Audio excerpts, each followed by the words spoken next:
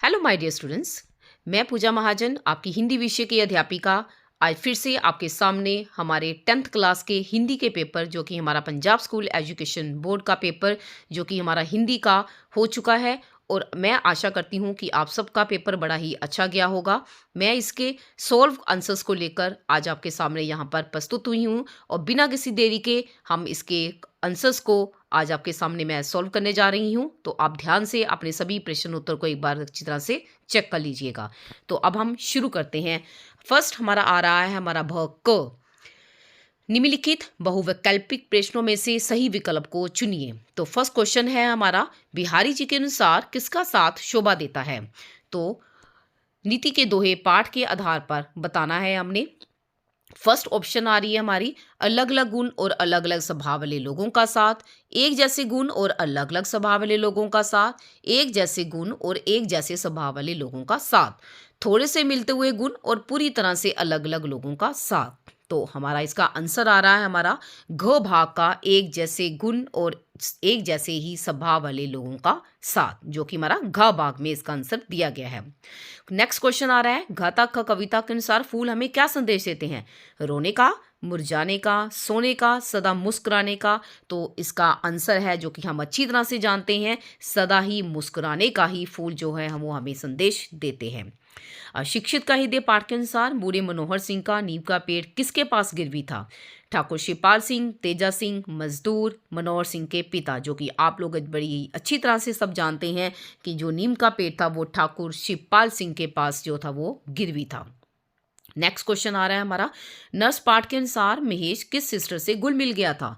Mirinda के साथ, मार्जेकर के साथ, सुजान के साथ, सरस्वती के साथ। ये भी आप लोगों को बड़ी ही अच्छी तरह से समझाया गया था, और इसका आंसर है ग भाग में सुजान के साथ। ये थे हमारे फर्स्ट भाग के इसके क्वेश्चन आंसर।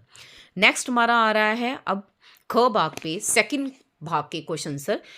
अति प्लस अंत शब्दों में सही विकल्प चुनकर लिखिए। तो फर्स्ट क्वेश्चन जो है हमारा इसका आ रहा है, सही विकल्प चुनने हैं आपने। इसमें से देखना है कि कौन सा अति प्लस अंत की संधि जो है वो इसकी करेक्ट होगी, फर्स्ट वाली, सेकंड वाली, थर्ड वाली, या फिर घगा भाग वाली। तो इसका आंसर हमारा आएगा इसका ख भाग वाला अत्यंत, जो इसका खा भाग में इसका आंसर दिया गया है। ख भाग में इसका आंसर है अत्यंत। परमवीर चक्र समस्त पद का सही समास विग्रह चुनकर लिखिए। फर्स्ट ऑप्शन में है परमवीर का चक्र, ख में परमवीर से चक्र, ग में परमवीर को मिलने वाला चक्र, गघा भाग में है परमवीर द्वारा चक्र। तो इसका आंसर भी हमारा आएगा, इसका घ भाग में है परमवीर को मिलने वाला चक्र। थर्ड क्वेश्चन है, सही विकल्प चुनकर बोलना शब्द की भाववाचक संज्ञा लिखिए। आप अपने इसमें बोलना शब्द की भाववाचक संज्ञा बतानी है। क भाग में है भूलेगी, भूलने वाला, भूलेगा, भूल। तो इसका हमारा आंसर आएगा भूल, जो कि इसकी भाववाचक संज्ञा होगी। गगा भाग में इसकी दी गई है भूल, इसकी भाववाचक संज्ञा है। कृष्ण शब्द का पर्यायवाची सही विकल्प चुनकर लिखिए।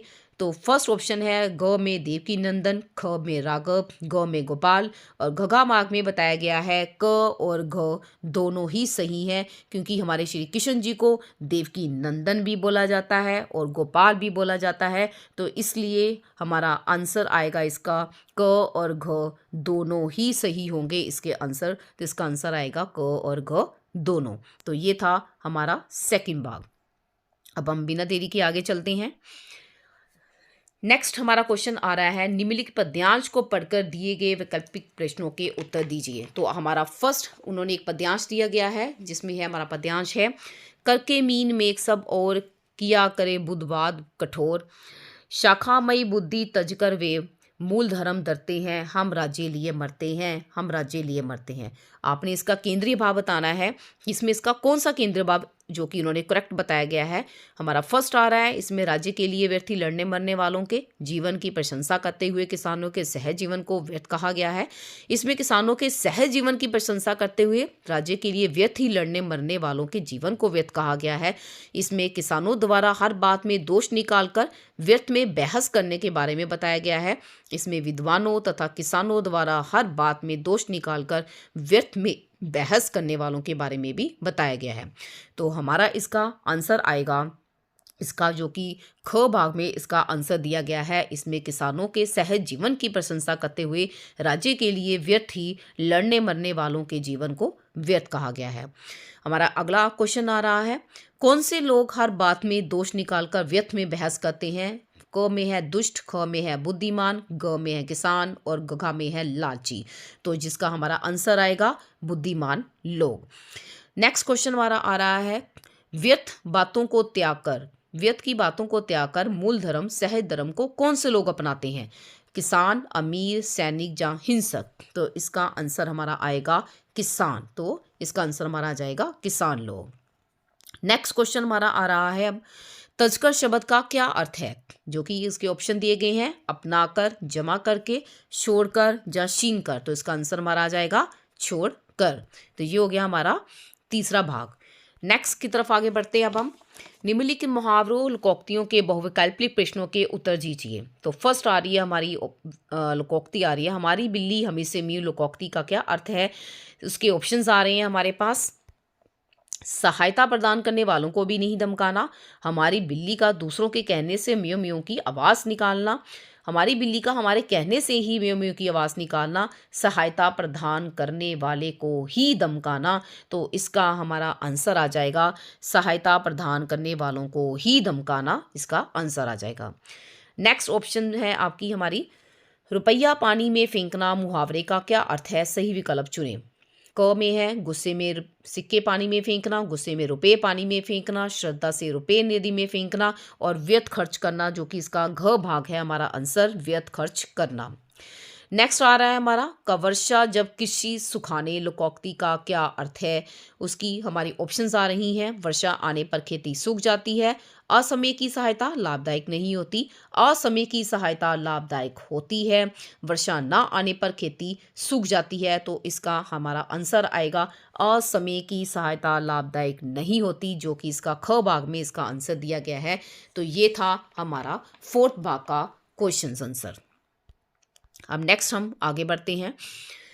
नेक्स्ट आपको एक गद्यांश दिया गया है, जिसको आपने बड़े ही अच्छी तरीके से पढ़ा होगा और इसके क्वेश्चन आंसर का अच्छी तरह से जवाब दिया होगा। तो हम जल्दी से ही इसके क्वेश्चन आंसर पर आते हैं। फर्स्ट क्वेश्चन है हमारा, समय की कीमत ना समझने से विद्यार्थी की क्या हानि होगी? जो कि आपने जब पैराग्राफ पढ़ा होगा तो आपको अच्छी तरह से पता लग गया होगा कि समय की कीमत ना समझने से विद्यार्थी की क्या हानि होगी, वो अपने जीवन में कभी भी सफल नहीं हो पाएंगे। तो आप ओनली इसका क्या लिखोगे आंसर, कि वो अपने जीवन में कभी भी सफल नहीं हो पाएंगे। तो हमारा इसका आंसर आ जाएगा ये कि जीवन में कभी भी वो सफल नहीं हो पाएंगे। नेक्स्ट हमारा क्वेश्चन आ रहा है, अकर्मण्य शब्द का अर्थ लिखिए। अकर्मण्य शब्द मीन्स कर्म ना करने वाला। तो हमारा इसका आंसर होगा कर्म ना करने वाला। तो ओनली आपने इसको आंसर इसका लिख देना, कर्म ना करने वाला। ठीक है। नेक्स्ट हमारा आ रहा है, उपयुक्त गद्यांश का उचित शीर्षक लिखिए। तो जो कि हमारा शीर्षक आ रहा है, इसका उचित गद्यांश का शीर्षक होगा समय का सदुपयोग। तो आपने ओनली इसका आंसर लिख देना है समय का सदुपयोग। Okay, done. तो ये हो गया हमारा इसका शीर्षक, समय का सदुपयोग। नेक्स्ट आ रहा है हमारा, सफलता पाने के लिए विद्यार्थी के लिए क्या आवश्यक है? सफलता पाने के लिए आप सभी जानते हैं कि हमें अपने जीवन में समय की, सबसे पहले ही हमें समय की ही कीमत को समझना होगा, तभी हम लोग जो है अपने जीवन में सफलता हासिल कर सकते हैं। तो आप इसका आंसर ओनली लिख सकते हैं कि समय की कीमत को समझना। नेक्स्ट क्वेश्चन आ रहा है हमारा ड भाग में, बातूनी और सफल व्यक्तियों में क्या अंतर होता है? तो ये आपका ये क्वेश्चन भी आपकी इस पैराग्राफ में बिल्कुल स्पष्ट दिया गया है। जिसमें आपका बताया गया है कि बातूनी लोग अकर्मण्य रहकर भी जो हैं वो क्या करते हैं, अकर्मण्य रहकर निठल्ले समय ही अपना जीवन बिताना पसंद करते हैं। जो लोग सदैव ही अपने कार्यों में व्यस्त रहते हैं, वो क्या करते हैं, वो अपने जीवन में कभी भी, जो अपने जीवन को अपने कार्यों में ही व्यस्त रहकर अपने जीवन बिताते हैं, वही जीवन में सफल होते हैं। और जो आलस्य दिखाते हैं वो अपने जीवन में सफल नहीं होते हैं। जो कि आपका आंसर सारा का सारा जो है वो आपके इस पैराग्राफ के अंदर ही दिया गया है। उसकी सारी लाइन जो है आपके इस पैराग्राफ में दी गई हैं, जो कि मैं अंडरलाइन कर रही हूँ। उसमें वो लोग अपनी लाइनों को मिला सकते हैं। ये सारी की सारी लाइनें जो हैं आपकी इसमें आ जाएंगी। तो ये आपकी दोनों की दोनों लाइनें इसकी आ जाएंगी। नेक्स्ट अब हम बढ़ते हैं आगे 6 क्वेश्चन की तरफ। निर्देशानुसार उत्तर दें। समरूपी भिन्नार्थक शब्द प्रहार और परिहार में प्रहार का अर्थ त्याग, परिहार का अर्थ चोट होता है। इस कथन के सही होने पर सही और गलत होने पर गलत में उत्तर दें। तो इसका आंसर हमारा आ जाएगा गलत। सिपाही ने युद्ध में प्राण की बाजी लगा दी का शुद्ध वाक्य होगा सिपाहियों ने युद्ध में प्राण की बाजी लगा दी। तो इसका भी आंसर हमारा नहीं में जाएगा। तो ये हो गया हमारे बाकी क्वेश्चन आंसर। नेक्स्ट हम आगे बढ़ते हैं। निम्नलिखित विकल्पों में से तीर शब्द के अनेकार्थी शब्द का सही आपने विकल्प करना है। धनुष, कमान, किनारा, बाण, तीखा, बाण। तो इसका हमारा आंसर आ जाएगा किनारा, बाण। जिसका आचरण बुरा है, अनेक शब्दों के लिए एक शब्द के निम्नलिखित में से सही शब्द का आपने मिला रेखा खींचकर उसका मिलान करना है। जिसका आचरण बुरा हो, सदाचारी, दुराचारी, अल्पाहारी। तो इसका हमारा आंसर आ जाएगा दुराचारी। नेक्स्ट हमारा आ रहा है बल शब्द का विशेषण क्या होगा। तो बल शब्द का हमारा विशेषण क्या होगा, बलवान। उसका ओनली आंसर आ जाएगा आपका बलवान। नेक्स्ट हमारा आ रहा है स्वस्थ शब्द का विलोम शब्द क्या होगा। तो हमारा स्वस्थ शब्द का विलोम शब्द का ओनली आंसर आप लिख देंगे अस्वस्थ। सिर्फ स्वस्थ के आगे हमारा ओ लग जाएगा, बाकी सारा का सारा वाक्य आपका वहीं आ जाएगा अस्वस्थ। नेक्स्ट हमारा आ रहा है निर्देशानुसार उत्तर दें। सूखी डाली कांकी में दादाजी की पोती इंदू ने मिडिल तक शिक्षा प्राप्त की थी। इस कथन के सही होने पर सही और गलत होने पर गलत में उत्तर दें। तो इसका आंसर भी हमारा क्या आ जाएगा, इसका आंसर भी हमारा गलत में आ जाएगा। मित्रता निबंध के अनुसार अविश्वास पात्र मित्र से भारी रक्षा रहती है। इस कथन के सही होने पर सही और गलत होने पर इसका भी हमारा आंसर गलत आ जाएगा, क्योंकि विश्वास पात्र मित्र से होती है और ना कि अविश्वास पात्र मित्र से। सदाचार का तावीज निबंध में साधु ने तवीज का प्रयोग सबसे पहले किस पर किया था। हाँ, आपको ये सब बहुत अच्छी तरीके से पता है किस पर किया गया था, कुत्ते पर। तो सबसे पहले प्रयोग किस पर किया गया था, कुत्ते पर किया गया था। नेक्स्ट हमारा क्वेश्चन आ रहा है देश के दुश्मन काकी में नीलम की बेटी जो थी वो मीना थी। नहीं, नीलम की बेटी मीना नहीं थी। इसका आंसर भी हमारा नहीं में आ जाएगा। तो ये थे आपके सारे के सारे मल्टीपल। मैं आशा करती हूँ कि सारे के सारे मल्टीपल जो है आप लोगों ने बड़े ही अच्छे तरीके से किए होंगे। नेक्स्ट हमारा ख भाग आ रहा है, जिसमें हमारे 3-4 पंक्तियों के शॉर्ट क्वेश्चंस दिए गए हैं। सभी आपने क्वेश्चन जो है बड़े ही अच्छे तरीके से किए होंगे। कि फर्स्ट क्वेश्चन आ रहा है लेखक ने वैना पहुंचकर हिमालय से किस रूप में भेंट की। ये वाला भी आपको बड़े अच्छे तरीके से समझाया गया था और वही अच्छी तरीके से आप लोगों को आता भी होगा कि इसमें निरंतर जो थी हमारी गोमती नदी प्रवाहित हो रही थी और इसमें हिमालय की बर्फीली चोटियों की छाया भी तैर रही थी। नदी के इस जल में तैरते हुए हिमालय से भी उन्होंने इसी तरह से ही भेंट की थी। तो ये था हमारा इसका आंसर, जो कि आप लोगों ने बड़े ही अच्छे तरीके से किया होगा। अब नेक्स्ट क्वेश्चन हमारा आ रहा है हम अपने देश के शक्ति बोध को किस प्रकार चोट पहुंचाते हैं। मैं और मेरा देश निबंध के आधार पर इसका उत्तर दें।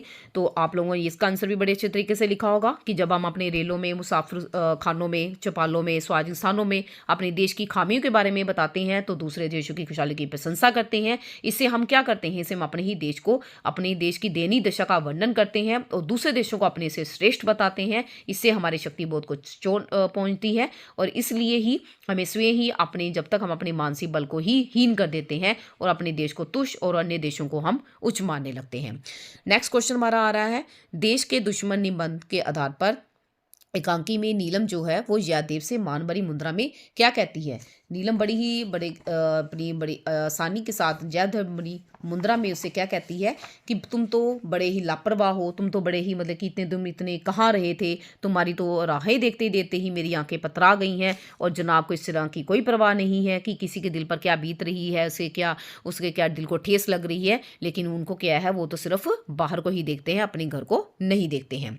नेक्स्ट क्वेश्चन हमारा आ रहा है नर्स कहानी में सिस्टर सुजान ने महेश को अपने बेटे के बारे में क्या बताया था। उसने अपने बेटे के बारे में क्या बताया था, क्योंकि जब वो सुजान जो थी, सिस्टर सुजान ने महेश को रोते हुए देखा था तो उसने महेश को बताया कि उसका बेटा भी उसी की भांति ही बड़ा शैतान है, वो भी 3 महीने का है, छोटा सा ही है। और जब भी वो उसने बताया कि जो आया है उसके जहाँ सब खेलती है, गाना गाती है, वो खुशी से अपने हाथ पैर उठाने लगता है, ऊपर नीचे करने लगता है। और उस महेश के पूछने पर उसे क्या कहती है कि उसे बोलना तो नहीं आता, लेकिन वो क्या करता है, अपनी गूगू की आवाज़ से अपनी माता को करता, ऐसे ही बुलाता रहता है। तो इसके हमारा ये आंसर इसका आ जाएगा।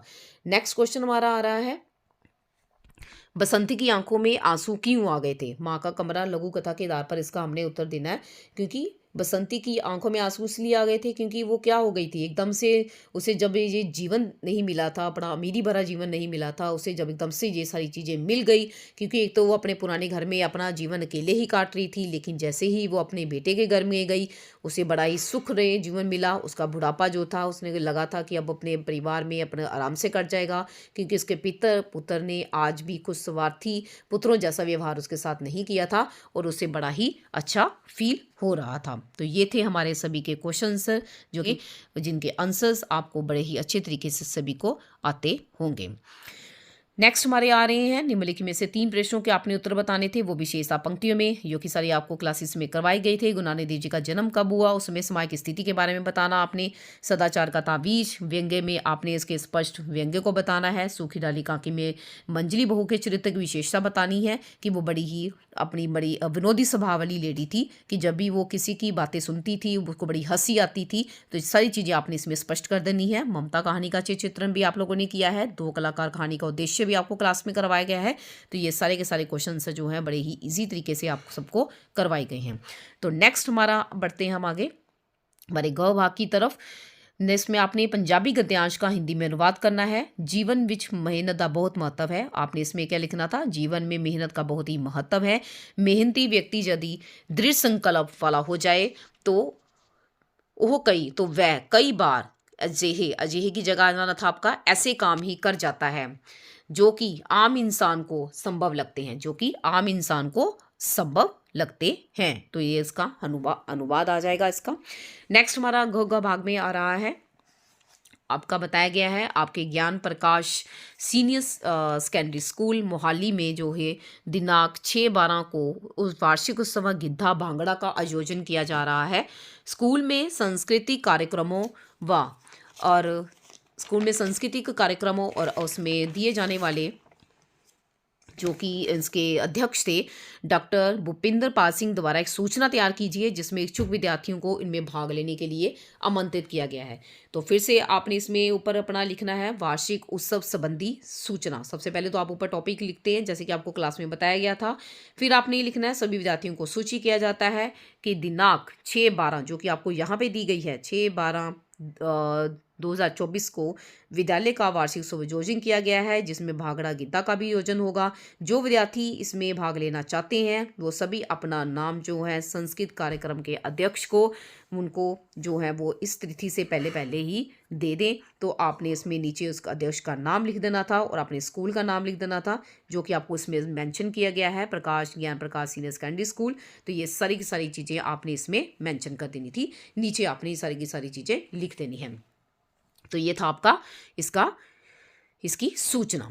अब नेक्स्ट अथवा में आ रहा है, जो कि है आपका कि आपका नाम अनुकांत कौशल है, आप दयानंद पब्लिक स्कूल बहादुरगढ़ में पढ़ते हैं, आप 10वीं कक्षा के प्रतिनिधि छात्र हैं। कक्षा का एक छात्र दल जो है वो 14/9/2023 को शैक्षणिक भ्रमण हेतु चंडीगढ़ गया था और वहाँ उन्होंने रोज गार्डन या रॉक गार्डन के साथ साथ पंजाब विश्वविद्यालय की सैर की। इस दाव पर आपने अब इसका प्रतिवेदन तैयार करना है।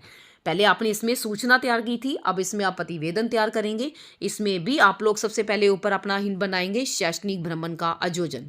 फिर आप सभी नीचे लिखेंगे कि आपके सभी विद्यार्थियों को यह सूचित किया जाता है कि विद्यालय की ओर से दिनांक, जो कि डेट आपको दी गई है यहाँ पे 14/9/2023 को, आपके जो कि आपने सभी के नाम मेंशन कर देने हैं। रोज गार्डन, रॉक गार्डन में सभी में चंडीगढ़ में भ्रमण का आयोजन किया गया है।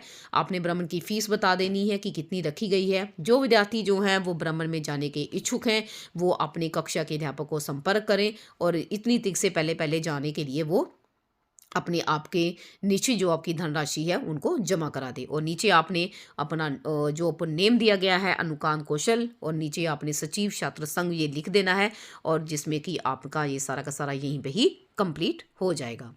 नेक्स्ट अब हमारा आ रहा है ढ का आ रहा है हमारी आपकी पत्र आ रही है। आपका नाम चंपक लाल है, आप मकान नंबर 45 सुंदर नगर में रहते हैं। आपका मोबाइल नंबर ये है, ईमेल आईडी ये की गई है। आप अपनी निगम को सुंदर नगर के स्वास्थ्य अधिकारी को पत्र लिखकर उसे अपने क्षेत्र मोहल्ले की सफाई कराने के लिए प्रार्थना पत्र लिखिए। तो इसमें भी आप लोगों ने अपनी सारी की सारी पत्र जो है उनको प्रार्थना पत्र लिख देनी है। ये भी आपको आशा करती हूँ कि अच्छी तरह से आती होगी। तो नेक्स्ट भाग अब हमारा आ रहा है जिसमें आपका सेकंड पत्र दिया गया है। आपका नाम आशना है, विक्रम हाई स्कूल रामनगर चंदलंदर में 10वीं कक्षा में पढ़ती हैं, रोल नंबर 12 है, कक्षा की मॉनिटर है। आप अपने स्कूल के प्रधानाचार्य को स्कूल में अधिक से अधिक खेलों का सामान मंगवाने के लिए अनुरोध करते हुए अवैध प्रार्थना पत्र कीजिए। इसमें भी आप लोगों ने अपने स्कूल के प्रधानाचार्य को पत्र लिखना है कि वो उन्होंने स्कूल के लिए उनको खेलों का सामान चाहिए, इसके लिए भी आप लोगों ने प्रार्थना पत्र जो बड़ी अच्छी तरीके से लिखा होगा। नेक्स्ट आ रहा है हमारा 7 भाग में इसका जो कि है एक विषय में लगभग 100 शब्दों में अनुच्छेद लिख लीजिए। खुशियों और उमंग लाते हैं त्योहार, प्रकृति का वरदान और कोचिंग संस्थानों का बढ़ता हुआ जंजाल। आशा करती हूँ कि आप सबको ऐसे जो हैं बड़े ही अच्छे तरीके से भी आते होंगे। नेक्स्ट अब हमारा आ रहा है निम्नलिखित में से एक प्रपत्र आपने तैयार करना है, उसकी उत्तर पुस्तिका जो कि नीति अनुसार आपने उसका उत्तर देना है। जो कि फर्स्ट आपकी आ रही है, मान लीजिए आपका नाम सुलक्षणा पंडित है, आपका कल्याण बैंक शाखा बैंक में एक बचत खाता है जिसका नंबर ये है और आपको आपने इस खाते में 29,000 जमा करवाने हैं। इसके अनुसार आपने परिपत्र इसका भरना है। तो सबसे पहले आपने क्या करना है, जमा बचत खाता नंबर जो कि आपका दिया गया है 2834664363। ये सारा का सारा बचत खाता पहले तो आपने इसको भर देना है। ये आपका नंबर यहाँ पे दिया गया है बचत खाते का, जो कि किसके नाम से है, ये किसके नाम से है, सुलक्षणा पंडित। यहाँ पे आपने सुलक्षणा पंडित को लिख देना है, उनको सुलक्षणा पंडित के स्पेलिंग लिख देनी है। यहाँ पे रुपए, कितने रुपए, 29,000 रुपये लिख देने आपने। फिर आपने इनको अंकों में लिख के फिर आपने इसको रुपये शब्दों में जमा करने हैं। ये हमारे अंक हो गए 29,000 और फिर हमने शब्दों में इनको लिख देना है जो कि हमारा आएगा 29,000। तो ये हो जाएगा हमारा 29,000।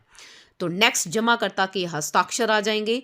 यहाँ पे आपने जमाकर्ता के हस्ताक्षर जो थी हमारी सुलक्षणा पंडित, वो भी इसके लाइन के ऊपर ही इसका आंसर आपने लिखना है सुलक्षणा पंडित। उसके यहाँ पे आपने यहाँ पे सुलक्षणा पंडित के स्पेलिंग्स लिख देने हैं। तो ये था आपका सारा का सारा इसका उत्तर पुस्तिका की जो कि प्रपत्र है आपका, ये सारा आ जाएगा।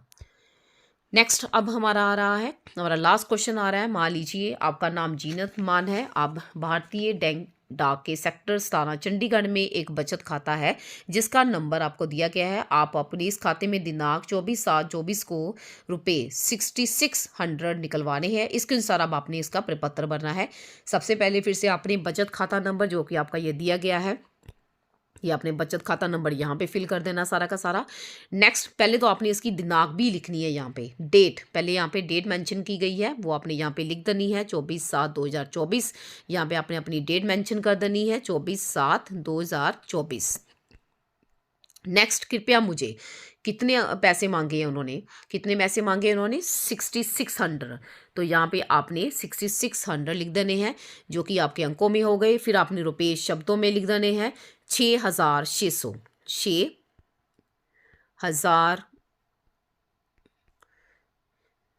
6,600।